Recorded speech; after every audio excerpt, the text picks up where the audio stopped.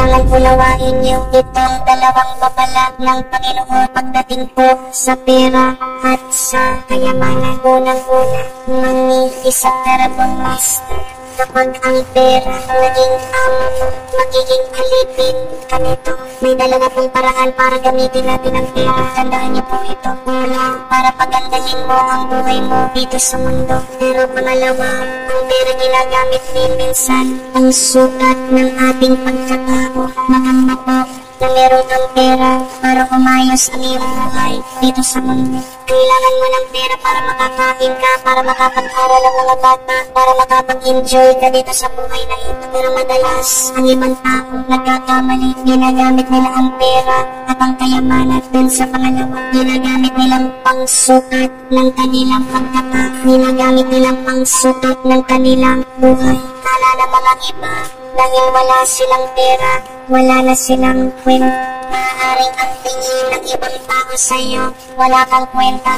Pero hindi mo naman dapat paniwalaan yung kanilang paniniwala, yung kanilang opinion tungkol sa iyo. Yan ang problema ng napakarami sa atin. Masyado nating pinaniniwalaan yung tingin ng ibang tao tungkol sa atin. Imbes sa paniwalaan natin kung ano ang tingin ng Diyos sa atin. More money will not make your life more meaningful. Pagkadami-dami man ang iyong pera, hindi yan ang paraan para maramdaman mo na makahulugan ang iyong buhay. Hindi ibig sabihin na mas marami kang pera na magiging mas masaya ka din.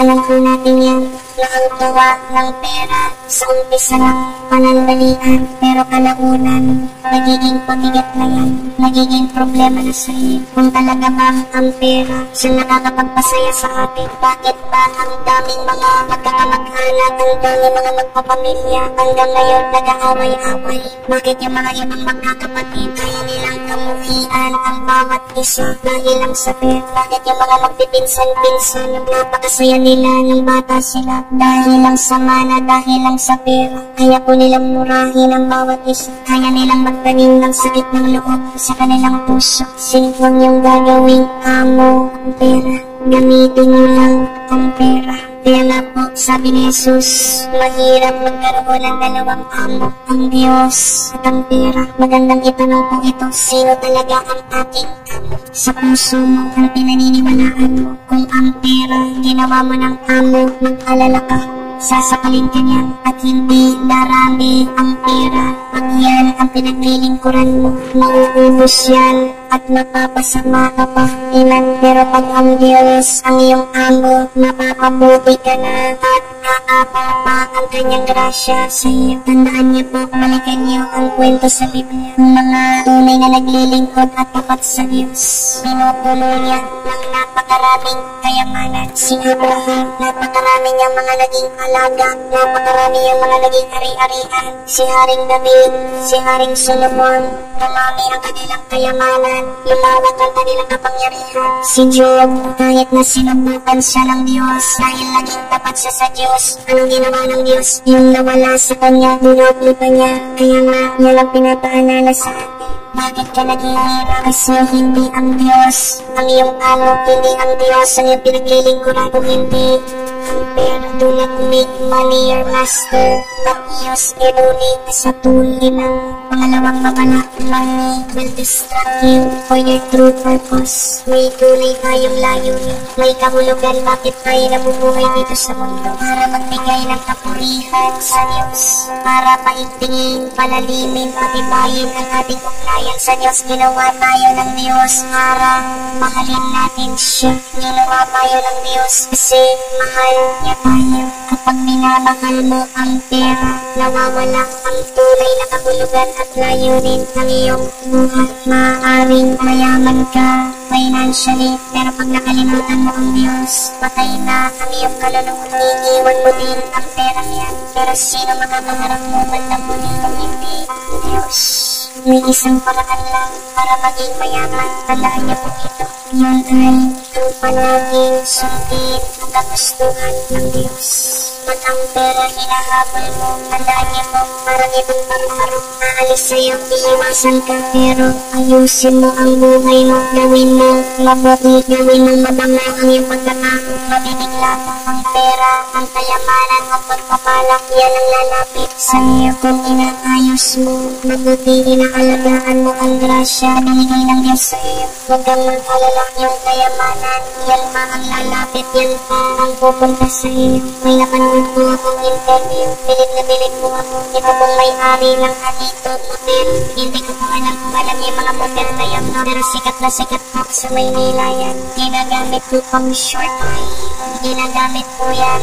Alam naman natin na mga nagtatago na kanilang relasyon. Yan po mga motel na ito, kumikita daw po ng 2 milyon pesos a day. Pero yung may-ari na konsensya, dahil talagang denoto pong Christian, na-realize po niya dahil sa mga motel na ito, yan na nagiging dahilan. Bakit po ang daming nagkakahiwalayan, ang daming mga infidelity, ang daming hindi nagiging tapat sa kanilang mga asawa. Meron din po na nagiging dahilan ng mga motel sa incest, sa rape, sa pagkaabuso po sa droga. Kaya po dahil dito, itong may-ari, minabuti po niya na ipasara na lang yung mga hotel. Napakahirap po na bitawan ng 2 million pesos a day, di po ba? Pero kahit na mahirap man po ito, kahit na malaking pagsubok sa kanila, kaya pa daw po sila sa kanilang puso, sa kanilang kaluluwa. Ang sabi po, Anito Motel is closing for the glory of God. Maaaring walang gantimpala financially yung kanilang ginawa, pero may gantimpala naman po ito sa kanilang kaluluwa, sa kanilang pagkatao. Tandaan po natin ang kayamanan, hindi lang po pera. Ang kayamanan din ay yung mayapa ang iyong kaluluwa at konsensya. Ilan ang kayamanan ay ang nararamdaman din ng kapayapaan ng iyong pangangatawan. Mga kapatid, alam ko po gusto nating lahat na mag-bless financially. Pero pag inaasa mong magkaroon ng pera, lalo pang mawawala yan, iiwasan ka niya. Isang mabisang paraan para mabasbasan ka ng Diyos ay ang sundin mo ang kanyang kagustuhan.